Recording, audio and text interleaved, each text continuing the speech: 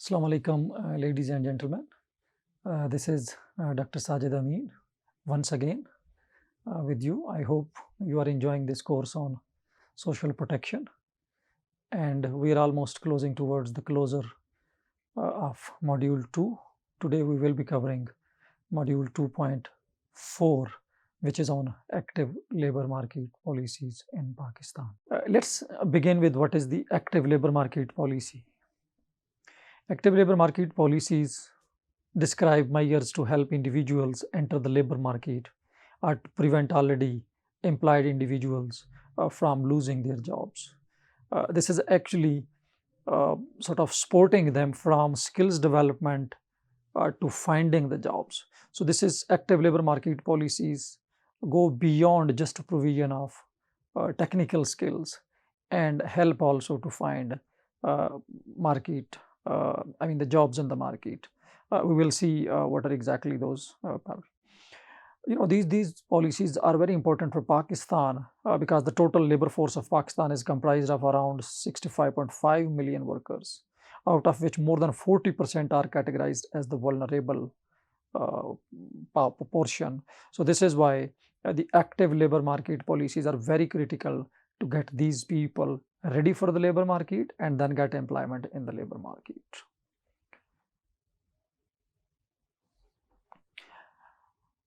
Let's see what are the major ALMPs, active labor market policies. They can be categorized broadly into four categories: the vocational training, that is known as TVET in Pakistan, assistance in the job search processes, wage subsidies are public works programs. Government starts programs to improve the employment status, particularly those of the vulnerable populations.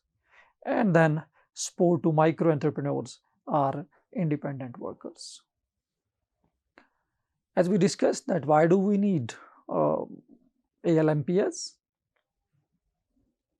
There is now a consensus that unemployment, particularly youth unemployment and working poverty, are among the major development problems of our time. And this is more true for Pakistan. Who knows better than you? You are sitting in the social protection departments and you see particularly the high unemployment rates, unproductive jobs, informal sector jobs, job losses, unsustainable jobs, highly prevalent in BISP beneficiaries.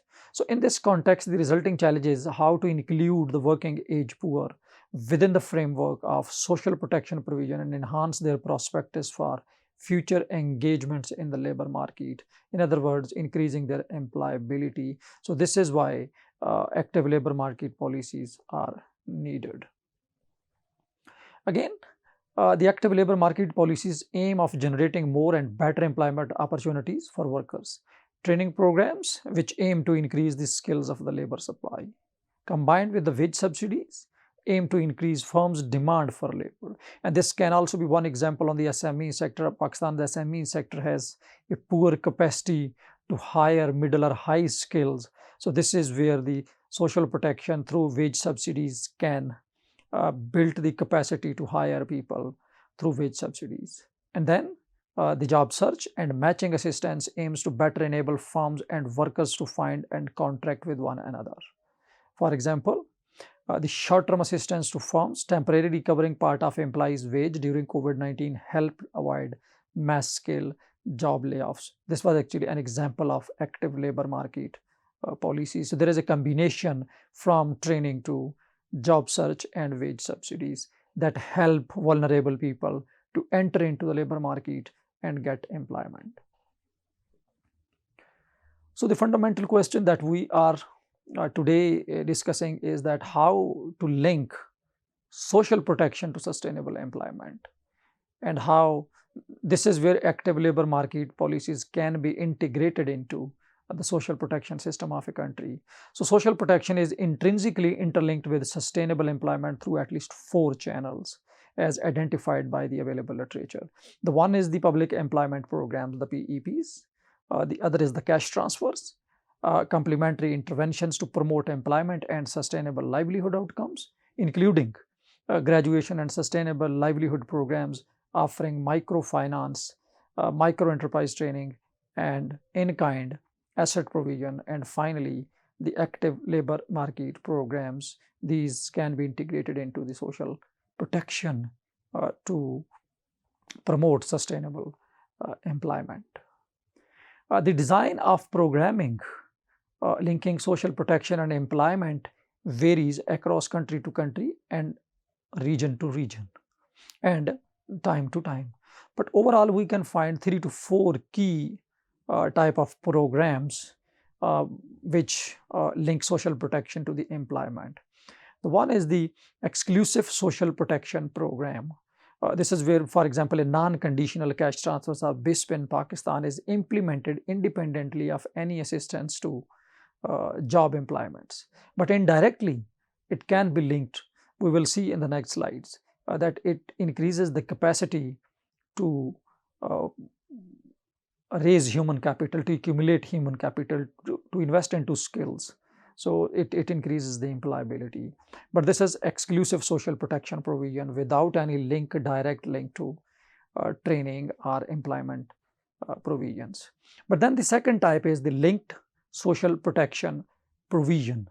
This is where the agencies responsible for developing or delivering social protection play a coordinating role and link transfer recipients to complementary programs implemented by the actors in order to promote employment outcomes. For example, BISP and TVET sector.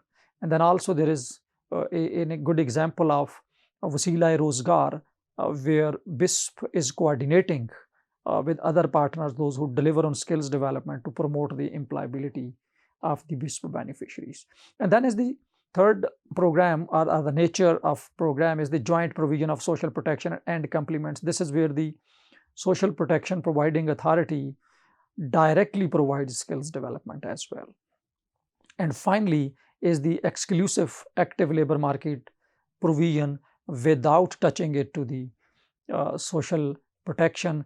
One example relevant may be the TAVITA, but in true sense, because the TAVITA is mostly limited to providing skills and providing certificates, and the sort of the component on bringing market and the beneficiaries, training beneficiaries together is missing. But in some context, the ALPMs without any link to social protection, TAVITA can be an example. Our public works program can be an example. The labor supply and demand impacts of social protection, complementary interventions, and active labor market policies. If you can see this graph, the active labor market policies, particularly the social protection, is linked with the two-way dimensions. On the one side, it increases the supply of labor in the market. For example, the cash transfers. The others, they sort of provide, and again, the active labor market policies, they provide skilled labor into the market. It increases the labor supply. At the same time, the cash transfers, the other sports, which increases consumption, aggregate demand, skills development, which promotes sort of entrepreneurial activities.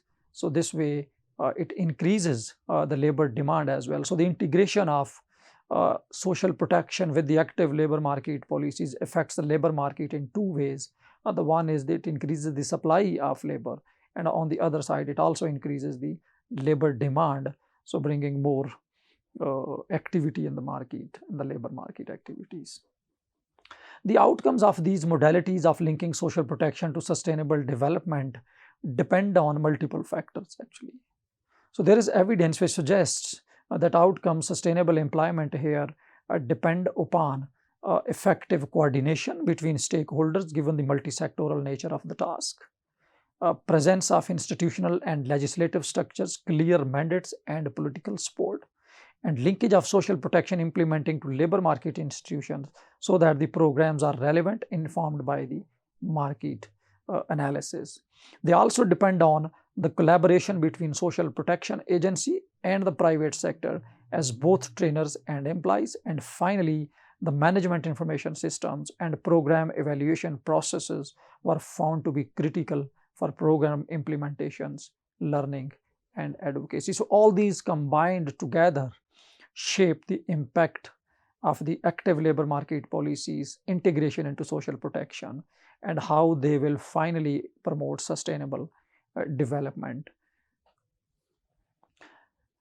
Again, there were 2 to 3 major challenges that are highlighted. The one is that gaining access to labor market analysis and establishing relationship with the private sector and labor market agencies are identified as challenges by the implementing agencies.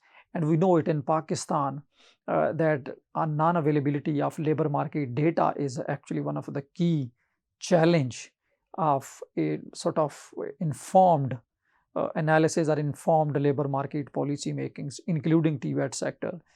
Another challenge that we face is the in coordination with the industry to promote the employment of the beneficiaries of the TVET sector and the social protection sectors. In terms of social protection, particularly reaching the poor and marginalized is a difficulty, as the same barriers which restrict labor market engagement can also serve to limit access to government programs and inhibit successful outcomes, raising the need to address social and psychological barriers.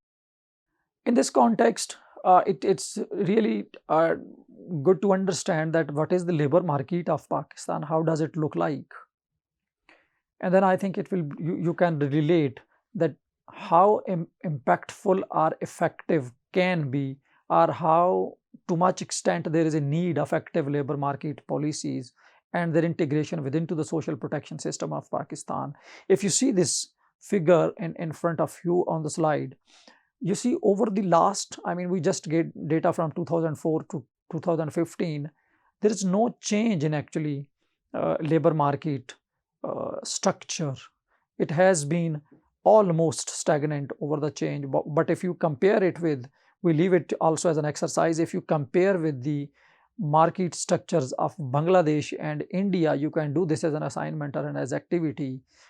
Compare the 3 market changings over the time of in Bangladesh, Pakistan, and India in terms of what is the share of employment in agriculture, industry, and services. You will find that in Pakistan it has remained majorly unchanged.